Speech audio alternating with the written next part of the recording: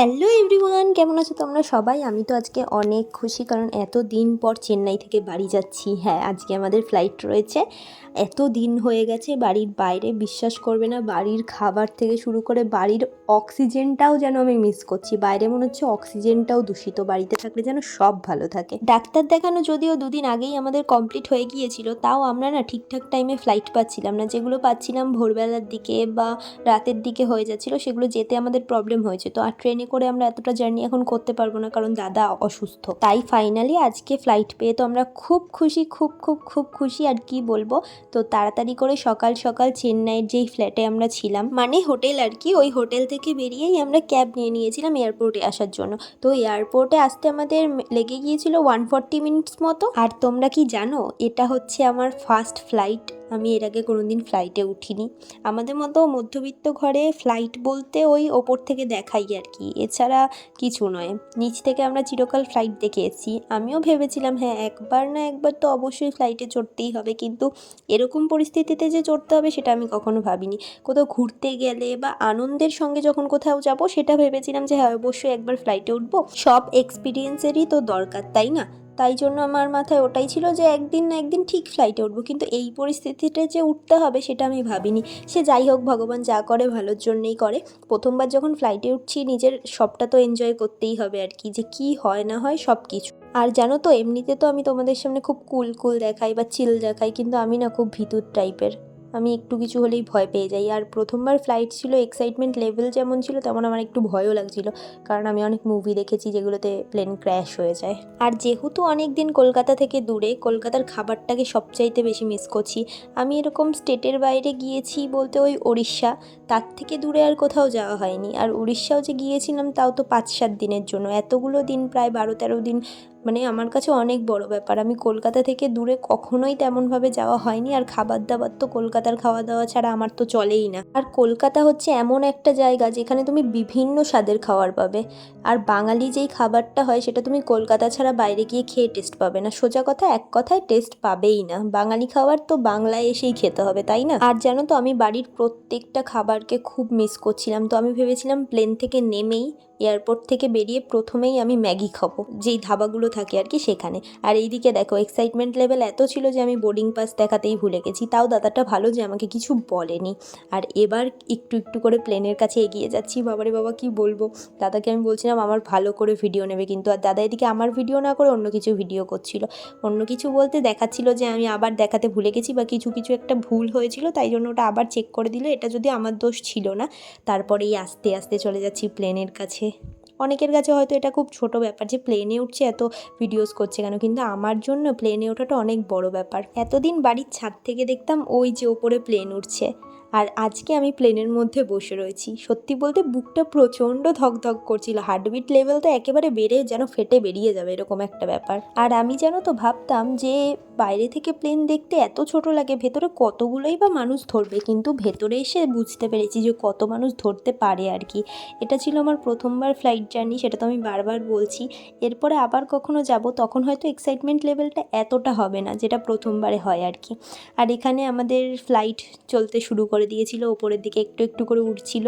আর আমার না প্রচণ্ড ভয় লাগছিল, আমার মুখটা দেখে হয়তো বুঝতে পারবে, কারণ প্রথমবার। আর এত জোরে একটা সাউন্ড হয়। আমার দাদা যে রয়েছে, সে কিন্তু এর আগে ফ্লাইটে চড়েছে, যেই কারণে আমায় বলছিল যে আওয়াজ হবে, বুক ধকধক করবে, কিন্তু ও যতটা বলছিল অতটাও হয়নি, একটু তো হবেই।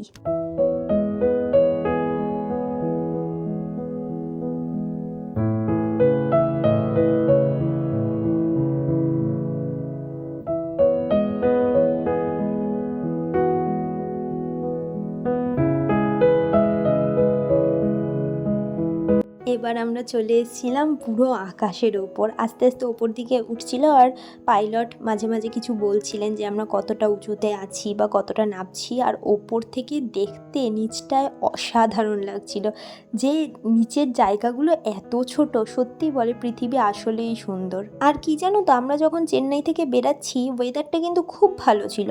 কি জানি, মাঝ রাস্তায় যাওয়ার পর থেকেই ওয়েদারটা খারাপ হয়ে যাচ্ছিল। আর আমার পাশে দেখো, এই যে আমার রুগী দাদা, আর তারপরেই বাবা।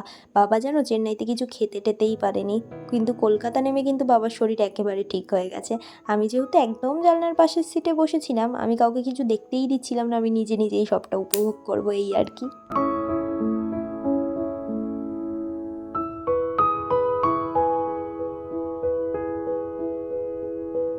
আর কি জানো তো, তোমাদের জ্যোতি দিদি এমনই, সে যেখানেই যায় কিছু না কিছু একটা বন্ধুত্ব পাতিয়েই আসে। আর এই যে আমার একটা পুচকে বন্ধু হয়ে গেছে, সিটের সামনেই ছিল যেহেতু, ওর সাথে একটু খেলা টেলা করছে, মনে হয় খুব মা বাবার কাছে কান্নাকাটি করছিল, বায়না করছিল, আর আমি যখন খেলছিলাম একেবারে চুপ।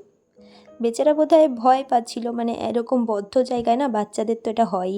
আর বারবার ওর সাথে দুষ্টুমি করছিলাম, আর ও রেগেও যাচ্ছিলো, এদিকে মজাও পাচ্ছিল কিন্তু।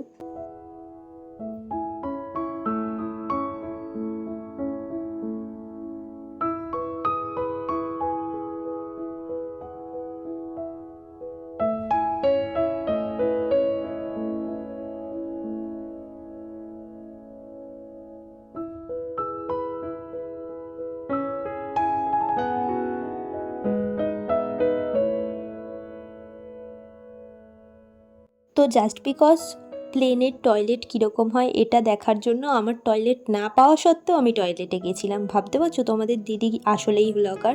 আর এইটুকু ছোট্ট জায়গায় মানুষ কিভাবে কি টয়লেট করে আমার জাস্ট ভাবনারও বাইরে। আমি তো করতে পারবোই না, সেসব বাদ দাও। কিন্তু বেশ ভালো লাগলো। এতগুলো টাকা দিয়ে যখন টিকিট কেটেছি, সবটা ভিডিও করেই যাব।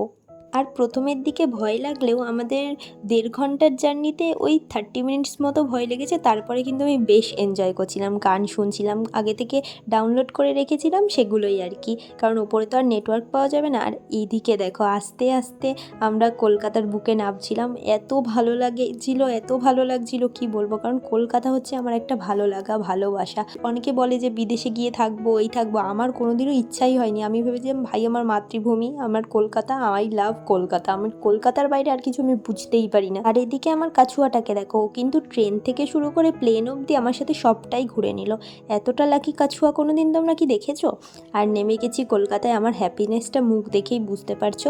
বাড়ি থেকে মা গাড়ি পাঠিয়েছিল, আমাদের গাড়ি নয় অবশ্যই, পাশের বাড়ি এক দাদার গাড়ি ভাড়ার, সেটা পাঠিয়েছিল। আর এই দেখো দুর্গা মার তৈরি হতে শুরু করে দিয়েছে, আসছে আমাদের দুর্গা মা। আর কদিন পরেই তো দুর্গাপুজো, তাই না?